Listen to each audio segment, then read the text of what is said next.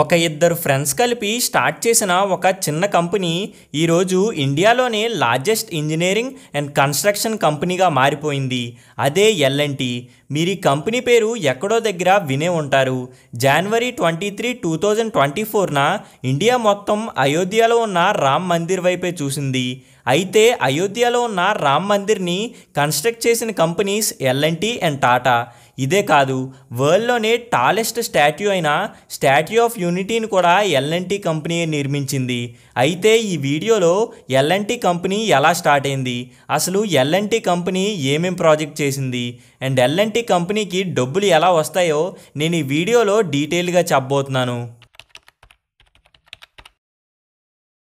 1930sలో డెన్మార్క్లో FL Smith and co అనే company ఉండేది. And ఆ కంపెనీలో ఇద్దరు ఇంజనీర్స్ పనిచేసేవాళ్ళు. వాళ్ళే Henning Larsen and Soren Toubro. And FL Smith company ఇండియాలో వాళ్ళ బిజినెస్ ఎక్స్పాన్షన్ కోసం లార్సన్ అండ్ టోబ్రోని ఇండియాలో ఉన్న ముంబైకి పంపించింది. అయితే లార్సన్ అండ్ టోబ్రోకి ఇండియా బాగా నచ్చేసింది. Larson and Toubro FL Smith కంపెనీలో వాళ్ళ జాబ్స్ మానేసి ఇండియాలోనే ఏదో ఒక బిజినెస్ స్టార్ట్ చేసుకుందామని ఫిక్స్ అయ్యారు. సో అందువలన ముంబైలో 1938లో ఇంపోర్ట్స్ అండ్ ఎక్స్పోర్ట్స్ బిజినెస్ని స్టార్ట్ చేశారు. ఇక్కడ లార్సన్ అండ్ టోబ్రో చేసే బిజినెస్ ఏంటంటే డెన్మార్క్లో వాళ్ళు పనిచేసిన ఎఫ్ఎల్ స్మిత్ కంపెనీ తయారు చేసే ఇంజనీరింగ్ మిషనరీని డెన్మార్క్ నుంచి ఇండియాకి తెచ్చి ఇండియాలో వాటిని అమ్మేవారు.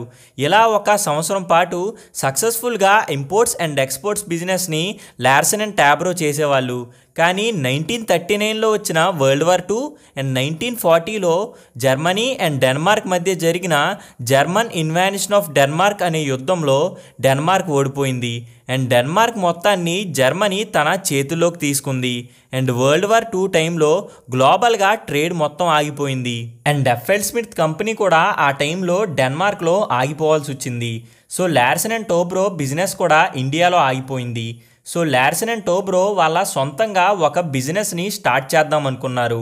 Larson and Toubro FL Smith company ఏదైతే బిజినెస్ చేస్తుందో అదే బిజినెస్ ఇండియాలో చేద్దాం అనుకున్నారు. FL Smith company engineering, global mining, cement లాంటి సెక్టార్స్లో తన బిజినెస్ని చేస్తుంది. అండ్ లార్సన్ అండ్ టోబ్రో దగ్గర ఎఫ్ఎల్ స్మిత్ కంపెనీ చేసే బిజినెస్ చేసే అంత ఇనీషియల్ క్యాపిటల్ లేదు. సో ఇనీషియల్గా ఆ డబ్బుల కోసం పెద్ద పెద్ద షిప్స్ని రిపేర్ చేసి బిజినెస్ స్టార్ట్ చేశారు. కానీ Larson and Toubro main motto ఏంటంటే ఇంజనీరింగ్ అండ్ కన్స్ట్రక్షన్ బిజినెస్లోకి ఎంటర్ అవ్వడమే. ఎందుకంటే లార్సన్ అండ్ టోబ్రో ఇద్దరు కూడా ఎఫ్ఎల్ స్మిత్ కంపెనీలో పనిచేశారు. సో వాళ్ళకి ఆ బిజినెస్ ఎలా చేయాలో తెలుసు అండ్ ఆ బిజినెస్ యొక్క పొటెన్షియల్ ఏంటో కూడా వాళ్ళకి బాగా తెలుసు. అండ్ ఆ టైంలో ఇండియాలో ఎవరు కూడా ఇన్ఫ్రాస్ట్రక్చర్ అండ్ కన్స్ట్రక్షన్ బిజినెస్ చేసేవాళ్ళు కాదు. సో ఈ విషయం లార్సన్ అండ్ టోబ్రోకి ముందుగానే తెలుసు. సో కొన్ని సంవత్సరాల పాటు కంపెనీని స్టార్ట్ చేయడానికి కావాల్సిన క్యాపిటల్ని షిప్ రిపేరింగ్ బిజినెస్ నుంచి సమకూర్చారు. అండ్ తర్వాత అనుకున్నట్టే ఇంజనీరింగ్ అండ్ ఇన్ఫ్రాస్ట్రక్చర్ సెక్టార్లోకి ఎల్&టీ కంపెనీ ఎంటర్ అయింది. Engineering construction and contracts limited ECC అనే సబ్సిడరీ కంపెనీని ఎల్&టీ కంపెనీ స్టార్ట్ చేసింది. అండ్ ఎల్&టీ కంపెనీకి ఈసీసీ కంపెనీ ఒక ఫ్లాగ్షిప్ కంపెనీ.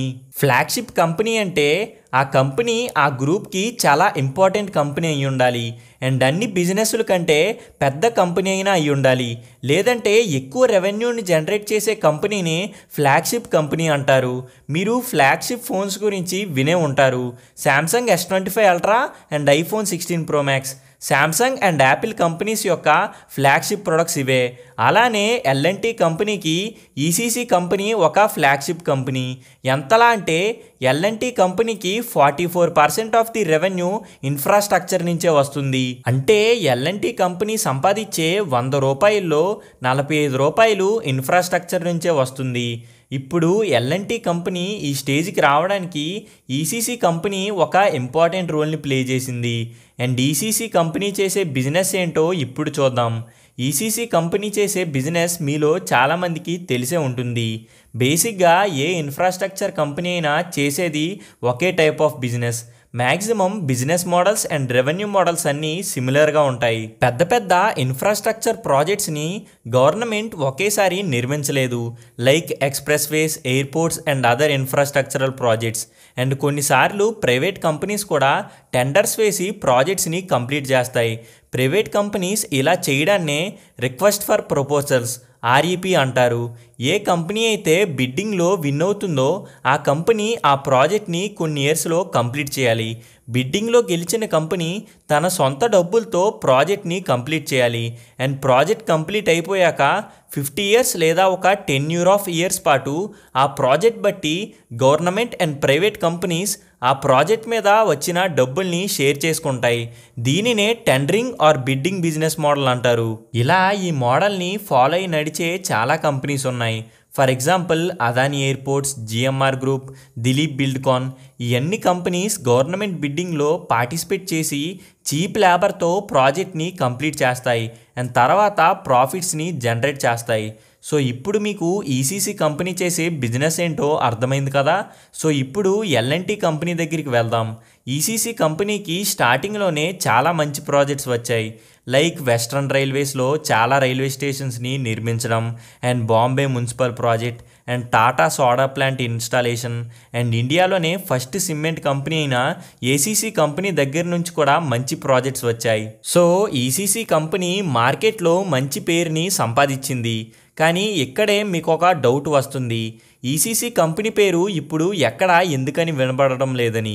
దీనికి రీజన్ అబుదాబీలో ఇప్పుడు ఉన్న జాయిద్ ఇంటర్నేషనల్ ఎయిర్పోర్ట్ని కట్టడానికి బిడ్డింగ్ చేయడానికి ECC కంపెనీ వెళ్ళింది. కానీ బిడ్డింగ్లో పార్టిసిపేట్ చేసే క్రైటీరియా ECC కంపెనీకి లేదు. అండ్ ఆ టైంలో ECC కంపెనీకి అంత టర్నోవర్ కానీ రెవెన్యూ స్ట్రీమ్స్ కానీ లేవు. సో ECC కంపెనీని L&T కంపెనీలో కలిపేశారు. సో బిడ్డింగ్లో L&T కంపెనీ ఎలిజిబుల్ అయింది కానీ గెలవలేదు. తర్వాత L&T కంపెనీ చాలా సెక్టార్స్కి తన బిజినెస్లని ఎక్స్పాండ్ చేసింది, like financial services, energy and cement industry. అయితే L&T కంపెనీ యొక్క సిమెంట్ బిజినెస్ గురించి నేను నెక్స్ట్ వీడియోలో డీటెయిల్డ్గా చెప్తాను. అండ్ నెక్స్ట్ L&T కంపెనీ ఇంకా బాగా గ్రో అవడానికి కారణం 1965లో హోమ్నీజీ బాబా న్యూక్లియర్ రియాక్టర్స్కి కావలసిన టూల్స్ని తయారు చేయడానికి L&T కంపెనీతో ఒక పార్ట్నర్షిప్ డీల్ చేసుకున్నారు. అండ్ ఈ ప్రాజెక్ట్ బాగా సక్సెస్ అయింది. న్యూక్లియర్ రియాక్టర్ ప్రాజెక్ట్లో L&T కంపెనీ యొక్క వర్క్ నచ్చిన ఇస్రో చైర్మన్ విక్రమ్ సారాభాయ్ L&T కంపెనీతో ఒక డీల్ చేసుకున్నారు. ఇస్రో తయారు చేసే రాకెట్స్కి కావలసిన ఇంజనీరింగ్ టూల్స్ని తయారు చేయడానికి డీల్ చేసుకున్నారు. అండ్ అప్పటి నుంచి 2023లో లాంచ్ అయిన చంద్రయాన్ 3 వరకు కూడా L&T కంపెనీయే రాకెట్ టూల్స్ అండ్ మిషన్ పార్ట్స్ని ఇస్రో కోసం తయారు చేసి సప్లై చేసేది. అండ్ 1985లో DRDO, defence research and development organisation, L&T కంపెనీతో ఒక డీల్ని చేసుకుంది.